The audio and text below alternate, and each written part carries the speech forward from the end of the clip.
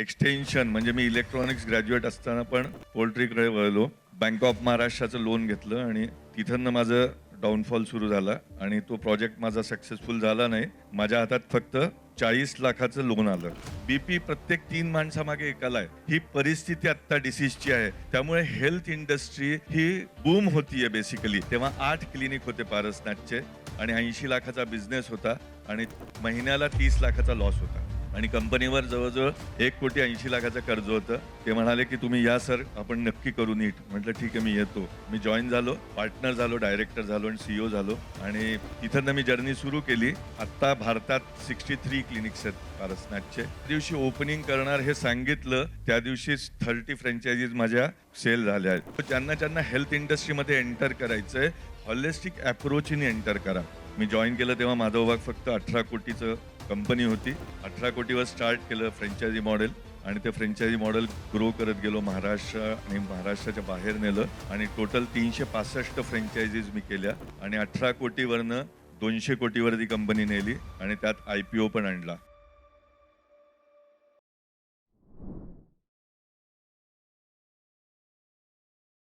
माझं नाव श्रीपाद उपासनी. मी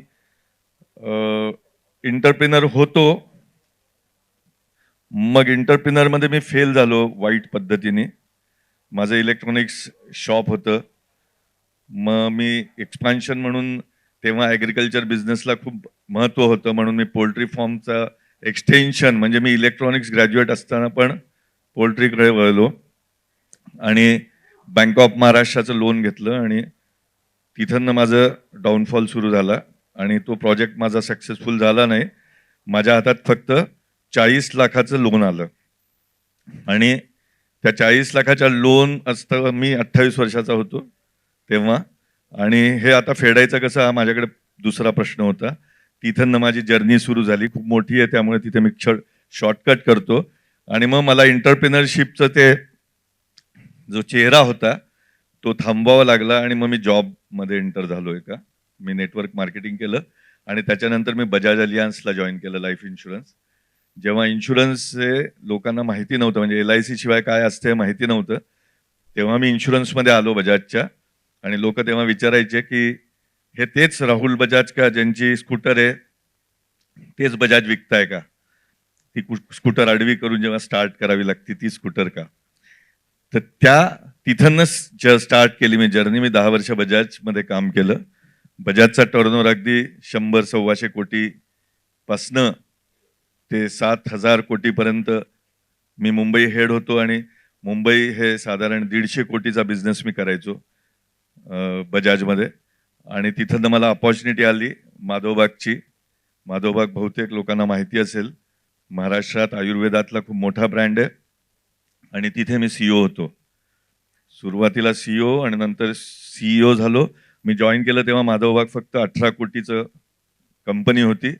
18 कोटीवर स्टार्ट केलं franchise model आणि ते फ्रँचायझी मॉडेल ग्रो करत गेलो. महाराष्ट्र आणि महाराष्ट्राच्या बाहेर नेलं आणि टोटल 365 फ्रँचायझीज मी केल्या आणि 18 कोटीवरनं 200 कोटीवर ती कंपनी नेली आणि त्यात IPO पण आणला बेसिकली.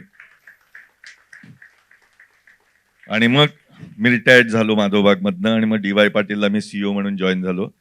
तिथे मी फक्त 6 महिने काम केलं कारण मला दुसरं काहीतरी करायची इच्छा होती. आणि पारसनाथ स्पेशालिटी क्लिनिकचे डायरेक्टर स्ट्रगल करत होते थोडे. ते माझ्याकडे आले आणि माझ्याकडनं आधी ते गायडन्स घ्यायचे. ते म्हणाले सर तुम्ही आम्हाला जॉईन करा आणि मग मी त्यांना जॉईन केलं 15 मार्चला. म्हणजे परत एंटरप्रेनर माझ्या भाग्यात होतं. मग एंटरप्रेनर झालो. 15 मार्चला मी त्यांना जॉईन केलं मागच्या. तेव्हा 8 क्लिनिक होते पारसनाथचे आणि 80 लाखाचा बिझनेस होता आणि महिन्याला 30 लाखाचा लॉस होता आणि कंपनीवर जवळजवळ 1,80,00,000 कर्ज होतं.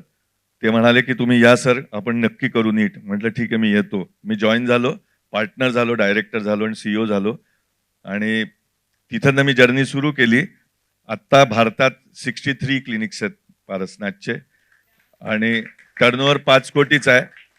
हे वर्ष आम्ही क्लोज करू 60 करोडवर. पुढचं वर्ष 150 कोटीवर करू.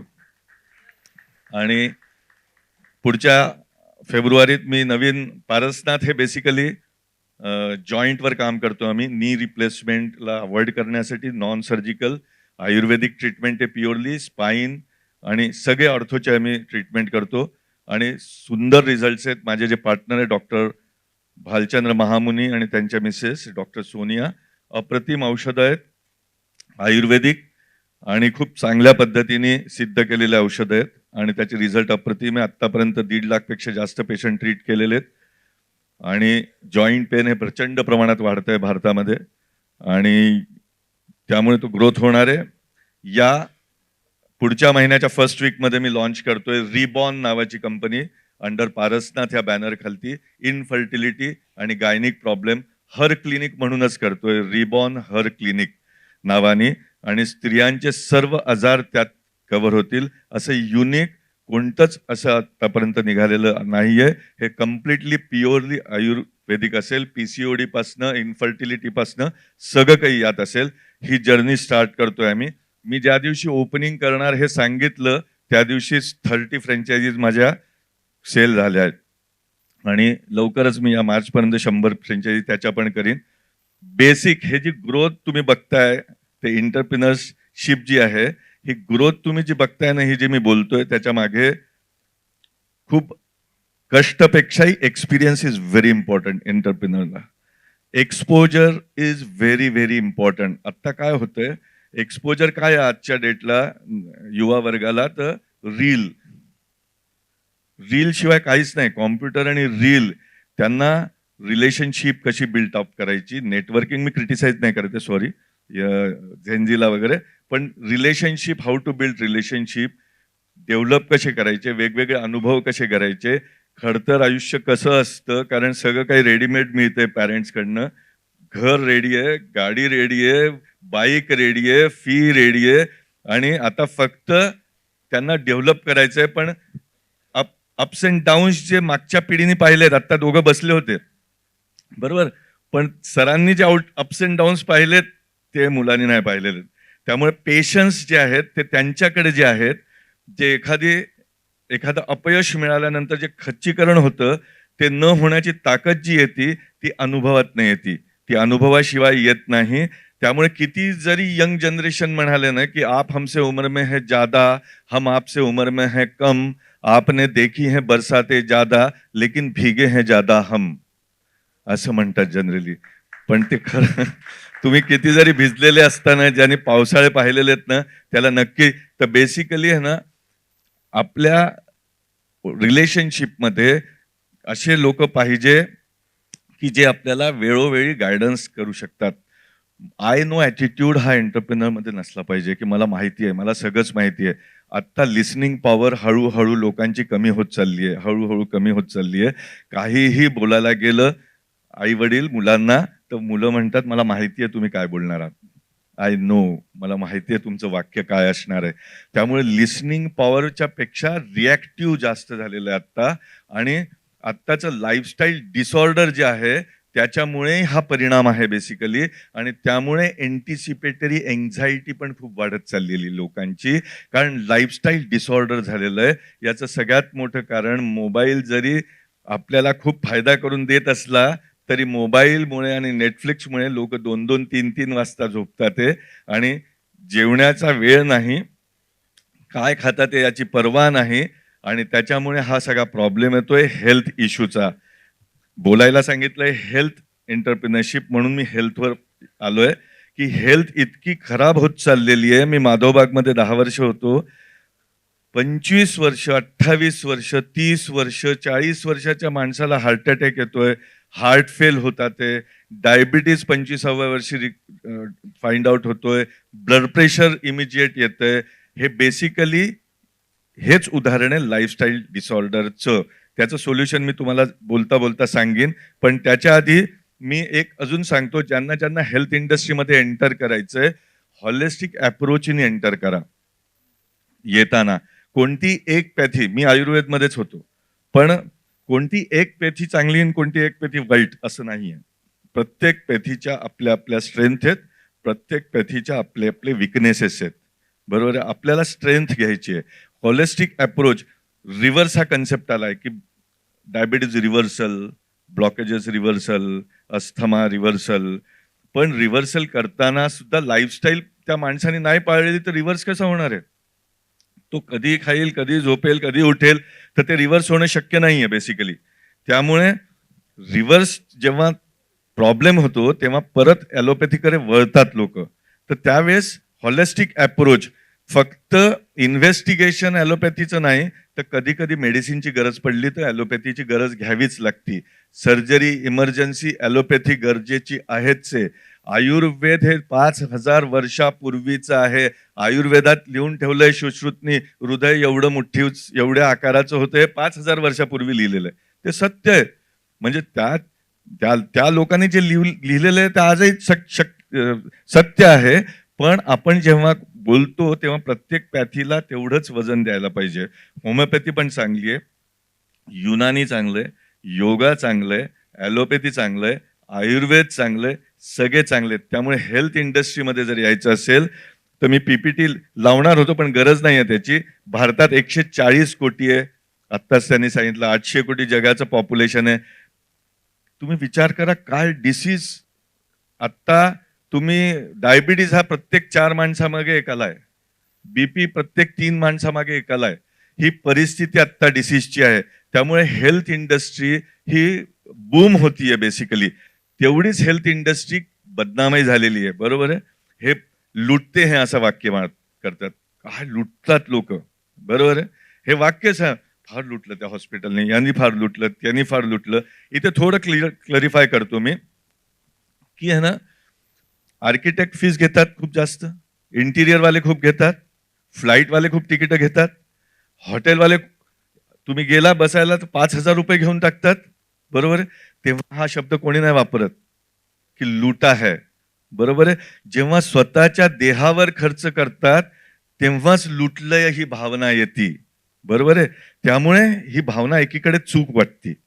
बरोबर? आपण बाकी कोणालाही म्हणत नाही की लुटली आहे. गाडी घेतली, कार एवढी महागडी घेतली 18 लाखाची, तयार झाली की ती 6 लाखात. लुटा उसने मेरे को असं नाही म्हणत आपण. पण डॉक्टरने लुटा, हेल्थने लुटा, उसने लुटा, हे आपण कायम बोलत असतो. याचं एक चुकीचे भाग काय आहे त्यातला, हे असं आहे, इथिकल इंटिग्रिटीने जर बिझनेस केला ना, तर लोक असं कधीच म्हणणार नाही. कार विकतो जेव्हा तो डीलर, तेव्हा सांगतो की या फॅसिलिटीज आहेत, या सर्व्हिसेस आहेत आणि त्याच देतो. पण मेडिकल सायन्समध्ये थोडासा तफावत होती आहे आणि ती लोकांच्या लक्षात आल्यामुळे लोकांचा हा भ्रम झालेला आहे की ही फॅकल्टी उल्लूच बनवती लोकांना. तर तसं नाहीये बेसिकली. आजही इंटिग्रिटी, इथिकल बिझनेस करणारे डॉक्टर्स आहेत, संस्था आहेत आणि ज्या लोकांच्या सेवा करत आहेत. तर जर हेल्थमध्ये यायचं असेल तर एक बॅक ऑफ द माइंड ठेवा की फक्त इथिकल आणि इंटिग्रिटीनीच काम करणार असाल तरच या क्षेत्रात पाऊल टाका, नाहीतर या क्षेत्र आपल्यासाठी नाहीये. हे समजून घ्या पहिली गोष्ट. दुसरी गोष्ट profitability, EBITDA, turnover, cash flow, हे जे प्रकार आहेत हे पहिल्या वर्षी विचार करू नका. कारण पहिलं वर्ष कष्टाचं आहे, तिथे कॉम्प्रोमाइज करावे लागतील. सकाळी 8 ते रात्री 11 काम करावंच लागेल. नवीन नवीन असताना एक स्टेज येते, तेव्हा लिव्हरेज होतं. अदर पीपल मध्ये अदर पीपल इफर्ट्स माहिती असेल, तुम्ही बिझनेस करता तर. बरोबर? तो कन्सेप्ट यायला थोडा उशीर लागतो माणसाला. त्याला 10 वर्ष 15 वर्ष खूप मेहनत केल्यानंतर लागतं आणि तेव्हा एंटरप्रेन्योर तिथपर्यंत पोहोचतो. तर पेशन्स इज व्हेरी इम्पॉर्टंट जर तुम्हाला बिझनेस करायचा असेल तर. की आज म्हणजे स्वप्न हे पाहिलेच पाहिजे, ॲम्बिशियस असलाच पाहिजे माणूस, पण त्याच्यासाठी फ्रस्ट्रेट नाही व्हायला पाहिजे, त्याच्यासाठी एन्झायटी नाही वाढला पाहिजे. खूप थीन लेअर आहे बेसिकली ॲम्बिशियस आणि ग्रीडमध्ये. ॲम्बिशियस जेव्हा ग्रीडमध्ये कन्वर्ट होती तेव्हा मग एन्झायटी, ॲसिडिटी आणि बाकी आजार मागे लागतात. त्यामुळे ग्रीडी न होता त्याला ॲम्बिशियस राहायला पाहिजे, आपले स्वप्न लिहून काढायला पाहिजे. जसं त्यांनी सांगितलं की मी मर्सिडीज लिहून ठेवली होती, तसे आपले गोल हे लिहिलेले असले पाहिजे आणि त्याच्यानंतर इथिकल बिझनेस स्टार्ट करा. आणि प्रामाणिकपणे बिझनेस जर करायला सुरुवात केली तर तुम्हाला मागे वळून पाहायची गरज नाही. हेल्थमध्ये प्रचंड गरज आहे हेल्थला. आत्ता आमचे मुंबईमध्ये फक्त 15 क्लिनिक आहेत आणि प्रत्येक क्लिनिकमध्ये आत्ता आमची कॅपॅसिटी जी आहे ट्रीट करण्याची ती 100 पेशंटची आहे, जॉईंटचे. आणि आमच्या इथे येतात 150, 200, 300 पेशंट. आम्ही नाही करू शकत. अजून कितीतरी जॉईंटमध्ये आले तरी काही फरक नाही पडणार आहे. अजून कितीतरी लोक डायबिटीजमध्ये आले तरी फरक नाही पडणार आहे. अजून कितीतरी लोक लिव्हर फेल्युअर, किती किडनी फेल्युअर्स याच्यात आले तरी फरक पडणार नाहीये. इतके जास्त पेशंट, हार्टचे पेशंट, हार्ट सर्जन कमी आहेत आपल्याकडे, इतके हार्टचे एन्जिओप्लास्टी आणि बायपास होतात आणि एन्जिओग्राफीज होतात. तर हेल्थ इंडस्ट्रीला काहीही मरण नाहीये बेसिकली उडी मारायची असेल तर. राहिलं प्रॉडक्टची इंडस्ट्री, प्रॉडक्टच्या इंडस्ट्रीमध्ये जास्त स्ट्रगल आहे सर्व्हिस इंडस्ट्रीपेक्षा. कारण तिथे प्रॉडक्ट करून, जसं आता कोकण यांनी केलं, यांना डिस्ट्रीब्युटर मिळून त्याचं मार्केटिंग करून, कारण आता मेटावर चालतं सगळं काही, जे चालतं मेटावर. प्रत्येकाच्या हातात मोबाईल आहे आता, त्यामुळे मेटा इज व्हेरी इम्पॉर्टंट झालंय. आणि मेटा हे इथे डिजिटलच्या खालती बरेच स्टॉल लावले होते की डिजिटल ऍडव्हर्टायझिंग ते करतात. तर which is a very costly deal basically, की तुम्हाला एक बजेट ठेवावं लागतं की इतकं मी बजेट टाकीन. साधारण ठोकताळा असा आहे की तुम्ही जेवढं मीडियामध्ये टाकता पैसे ऍडव्हर्टायझिंगमध्ये, त्याच्या ह्यानं 6-7 टाइम तुमचा बिझनेस व्हायला पाहिजे. म्हणजे तुम्ही जर मीडियामध्ये 50 लाख टाकताय तर त्याच्या 6 टाइम्स तुमचं व्हायला पाहिजे. जर तुमचं 2 टाइम्स 3 टाइम्स होत असेल तर you are going to lose money. तुम्ही लॉस करताय, मग पैसे बर्न करताय तुम्ही तिथे. मग तिथे तुम्हाला है ना वेगवेगळ्या ऍक्टिव्हिटीतनं पोचावं लागतं, पेनिट्रेशन करावं लागतं, बीटीएल ऍक्टिव्हिटीतनं करावं लागतं, अवेअरनेस मधनं करावं लागतं, होर्डिंग्स मधनं करावं लागतं. अशा माध्यमातून तुम्हाला मेटा यूज करावं लागतं. आणि ते क्षेत्र खूप मोठं आहे. तिथे तुमचा जो माणूस आहे तो खूप महत्वाचा असला पाहिजे. दुसरी गोष्ट, एंटरप्रिनरनी आपले जी रिक्रुटमेंट करतात आपल्याकडे, जेव्हा आपल्या बरोबरचे जे एम्प्लॉई असतात, आता कल्चर बद्दल बोललं गेलं की कल्चर कसं असलं पाहिजे. तर कल्चर हे ना खूप ओपन असलं पाहिजे, खूप ट्रान्सपरंट असलं पाहिजे आणि एम्प्लॉईला ग्रो करणारं असलं पाहिजे. भरभरून इन्सेंटिव्ह दिले. मी पारसनाथलाही देतो आणि मी डॉक्टर्सला सांगायचो की मुझे तुम्हें मर्सिडीज में घुमाना है, मेरा सपना है, और मुझे तुम्हें हवाई लेके जाना है, हवाई दिखाना है तुमको क्या है. तर जेवढं माणसाला आपण, म्हणजे एक एंटरप्रिनर जो कधीच एरोप्लेन मध्ये बसला नाही, फ्लाईटमध्ये, त्यांनी फक्त व्हिजिट जरी केली ना आपल्या एअरपोर्टची, तरी त्याचं बिलीफ वाढतो. मी नेहमी माझ्या सेशन्समध्ये सांगतो, तुम्हाला कार घ्यायची असेल ना, तुम्हाला 1 वर्षाने कार घ्यायची आहे ना, तुम्ही आजच जाऊन टेस्ट ड्राईव्ह घ्या.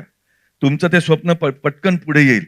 युनिव्हर्स हेल्प करते जे त्यांनी सांगितलं, तुम्ही जसे जसे विचार करतो माणूस, तशा तशा घटना घडतात. हा प्रत्यय तुम्हाला सगळ्यांना आला असेल. सिक्रेट हे पुस्तक कितीक लोकांनी वाचलंय, पण इम्प्लिमेंटेशन इज बिगेस्ट प्रॉब्लेम.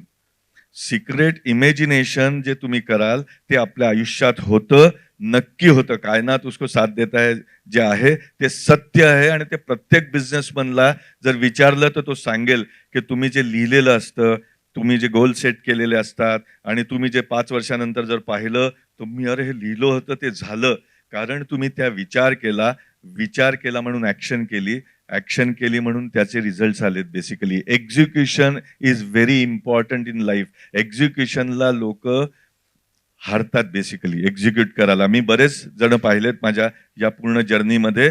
आत्ताचं काम उद्या करतो, ज्याला आता फोन लावायचं, कॉन्फरन्स, एकाचा फोन लावलाय आणि त्यांनी सांगितलं अरे तो असं म्हणालाय, तर त्याला लगेच कॉन्फरन्स कॉलला घ्यायला पाहिजे ना, नाही घेत. बरं मग ठीक आहे, मी त्याच्याशी बोलतो आणि मग परत तुला कॉल करतो. मग त्याच्याशी परत फोन लावणार आणि मग परत त्याच्याशी डिस्कस करून परत याला करणार. मग याच्यात किती वेळ जातो. Immediate action. आता स्पीडचं बोललं गेलं ना, speed is very important. Brain इतकंच फास्ट चाललं पाहिजे माणसाचं, कारण आपण बिझनेसमध्ये उतरलोय. कालचं काम आज कसं होईल ते पाहिलं पाहिजे. निगोसिएशन्स मध्ये खूप स्ट्रॉंग असलं पाहिजे जेव्हा आपण कोणती वस्तू परचेस करतो.